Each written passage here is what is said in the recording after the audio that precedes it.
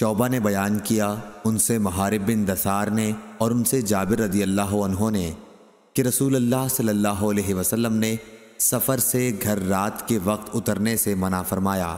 صحیح بخاری حدیث نمبر 1801۔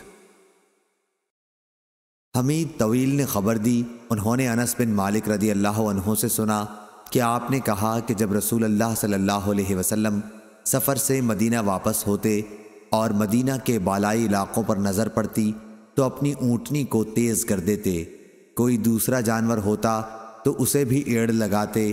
ابو عبداللہ امام بخاری نے کہا کہ حارث بن عمیر نے حمید سے یہ تلفظ زیادہ کیے ہیں کہ مدینہ سے محبت کی وجہ سے سواری تیز کر دیتے تھے۔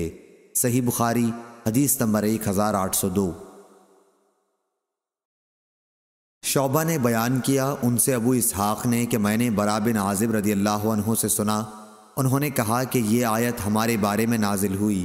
انصار جب حج کے لیے آئے تو احرام کے بعد گھروں میں دروازوں سے نہیں جاتے بلکہ دیواروں سے کود کر گھر کے اندر داخل ہوا کرتے تھے۔ پھر اسلام لانے کے بعد ایک انصاری شخص آیا اور دروازے سے گھر میں داخل ہو گیا، اس پر لوگوں نے لعنت ملامت کی تو یہ وحی نازل ہوئی کہ یہ کوئی نیکی نہیں ہے کہ گھروں میں پیچھے سے دیواروں پر چڑھ کر آؤ، بلکہ نیک وہ شخص ہے جو تقوی اختیار کرے اور گھروں میں ان کے دروازوں سے آیا کرو۔ صحیح بخاری حدیث نمبر 1803۔ عبداللہ بن مسلمہ قامبی نے بیان کیا، ان سے مالک نے، سمی سے، ان سے ابو صالح نے اور ان سے ابو ہریرہ رضی اللہ عنہ نے بیان کیا کہ نبی کریم صلی اللہ علیہ وسلم نے فرمایا، سفر عذاب کا ایک ٹکڑا ہے، آدمی کو کھانے پینے اور سونے ہر ایک چیز سے روک دیتا ہے، اس لیے جب کوئی اپنی ضرورت پوری کر چکے تو فوراً گھر واپس آ جائے۔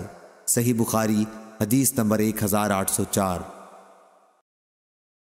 زید بن اسلم نے خبر دی، ان سے ان کے باپ نے بیان کیا کہ میں حضرت عبداللہ بن عمر رضی اللہ عنہ کے ساتھ مکے کے راستے میں تھا کہ انہیں اپنی بیوی صفیہ بنت ابی عبید کی سخت بیماری کی خبر ملی اور وہ نہایت تیزی سے چلنے لگے۔ پھر جب سرخی غروب ہو گئی تو سواری سے نیچے اترے اور مغرب اور عشاء ایک ساتھ ملا کر پڑھیں۔ اس کے بعد فرمایا کہ میں نے رسول اللہ صلی اللہ علیہ وسلم کو دیکھا کہ جب جلدی چلنا ہوتا تو مغرب میں دیر کر کے دونوں عشاء اور مغرب کو ایک ساتھ ملا کر پڑھتے تھے۔ صحیح بخاری حدیث نمبر 1805۔